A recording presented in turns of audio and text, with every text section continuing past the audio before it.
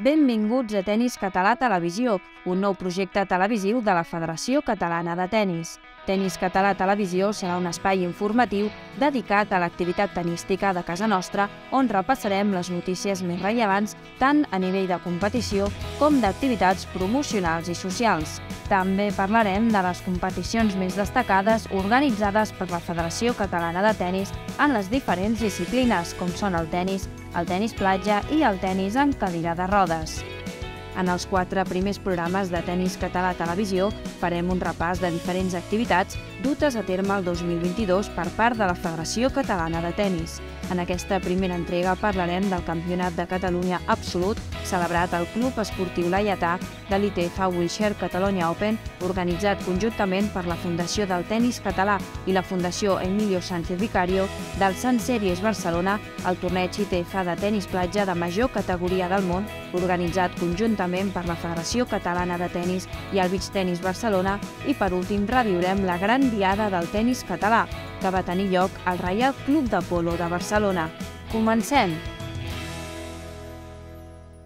El Club Esportiu Laietà va acollir un dels tornejos amb més tradició a nivell estatal i que compta en el seu palmarès amb grans icones del tenis català. En el quadre masculí, el jugador recentment retirat del circuit professional, Tommy Robredo, va aconseguir el seu tercer campionat de Catalunya absolut en superar a la final a Jordi Mas de Ugarte per 6-3 i 6-1. Bueno, sempre costa una mica, no? Després d'estar 2 mesos sense jugar gaire, però bueno, al final fa poc que m'he retirat, sí que em vaig fent coses, sí que estic més o menys en forma. L'únic que després quan entres a la pista no és el mateix, no? Però bueno, diguéssim que he anat de menys a més, al final he jugat bastant bé a la final i res, disfrutant del tenis, que al final és el que sempre m'ha agradat, el que m'agrada, i si hi ha un campionat d'aquestes característiques aquí a casa, val la pena jugar-lo. Bueno, al final en els partits sempre hi ha un toma a l'inici, no?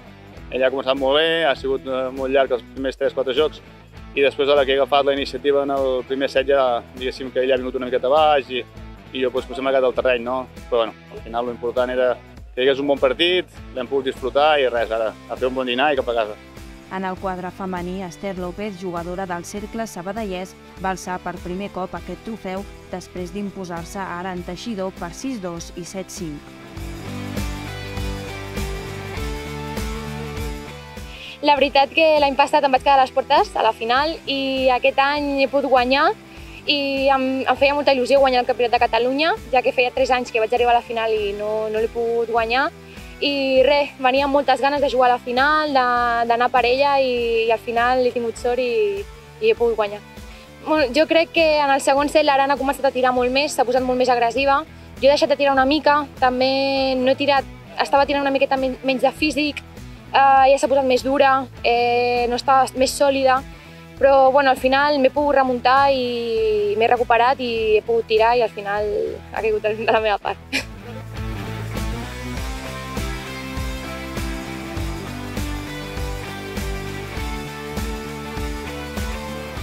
Després de les 2 grans finals es va fer la cerimònia d'entrega de premis amb la presència de Jaume Riera, president del Club Esportiu Laietà, Jordi Tamayo, president de la Federació Catalana de Tenis, i de Joan Barguets, en representació de la família que dona nom al torneig.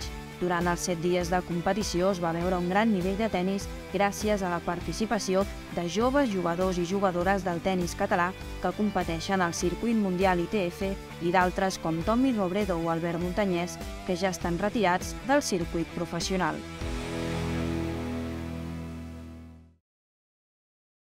L'Emilio Sánchez Academy va acollir a finals de juny la primera edició del torneig ITF Wheelchair Catalonia Open. Aquest torneig, organitzat conjuntament per la Fundació del Tenis Català i la Fundació Emilio Sánchez Vicario, va acollir a 48 jugadors i jugadores de 16 nacionalitats diferents. En el quadre femení, l'holandesa Gis Griffioen es va proclamar campiona en superar a la xinesa Zheng Zhenzhou per 6-4 i 6-1. En el quadre masculí, Martín de la Puente va haver de suar de valent per superar a la final el màxim favorit en portar-se el títol, l'holandès Tom Ekbering. Després de més de 2 hores a la pista i una gran expectació, l'espanyol es va endur el títol imposant-se per un ajustat 2-6, 6-2 i 6-4.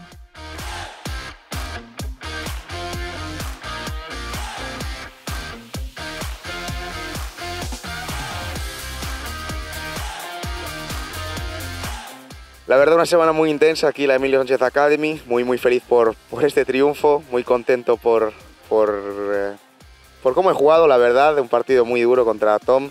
Ha sabido variar mucho los tiempos y saber manejar los espacios en el primer set, lo que me ha hecho remontar, y la verdad haber podido llevarme el triunfo supone un montón, así que muy feliz por la semana. La categoria de la competició va garantir la presència d'alguns dels millors jugadors i jugadores del rànquing mundial i durant els 5 dies de torneig es va poder veure partits de gran nivell. Aquest any el torneig donarà un salt de qualitat i pujarà de categoria per continuar consolidant-se en el circuit de tennis en cadira de rodes.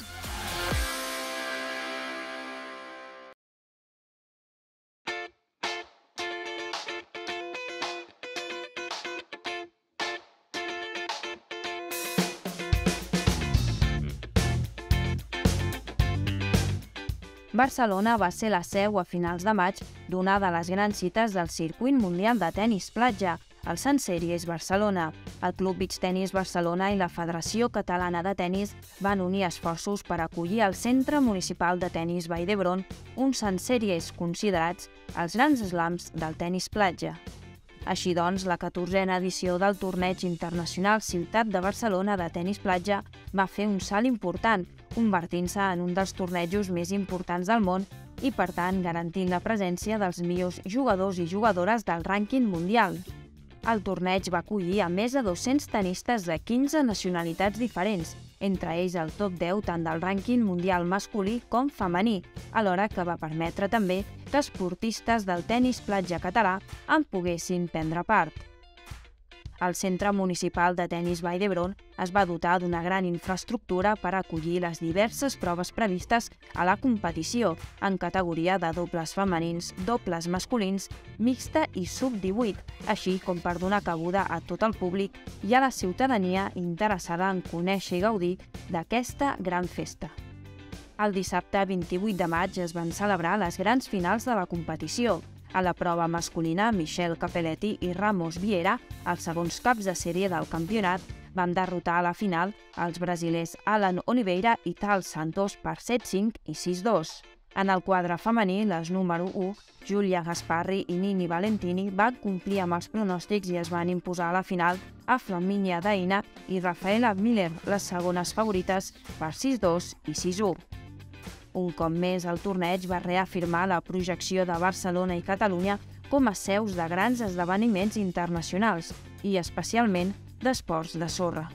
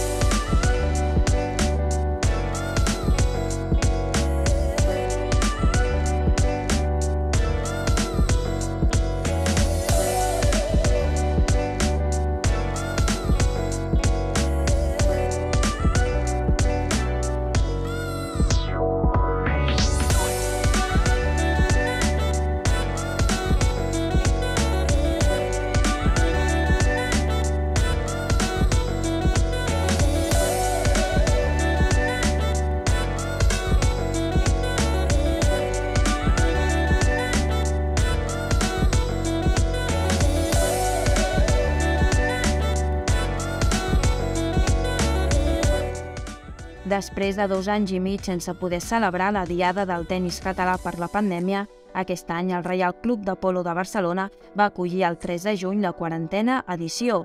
Un cop més es va posar en valor la força del conjunt del tenis català, amb més de 260 persones representants de clubs catalans.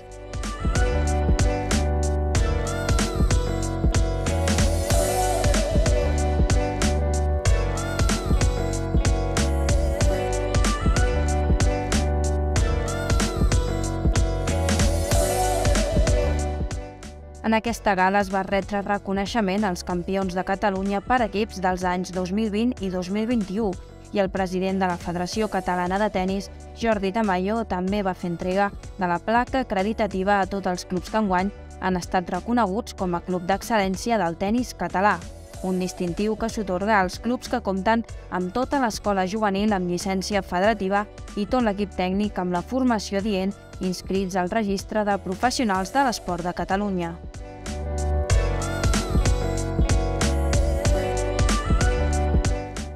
Un dels moments més destacats d'aquesta nit va ser el reconeixement a Josep Ferrer i Peris, president de la Federació Catalana de Tenis des del 1981 fins al 2008 i que ens va deixar al desembre del 2020. Durant els gairebé 30 anys del seu mandat, va modernitzar la gestió de la federació i la va convertir en pionera a nivell internacional.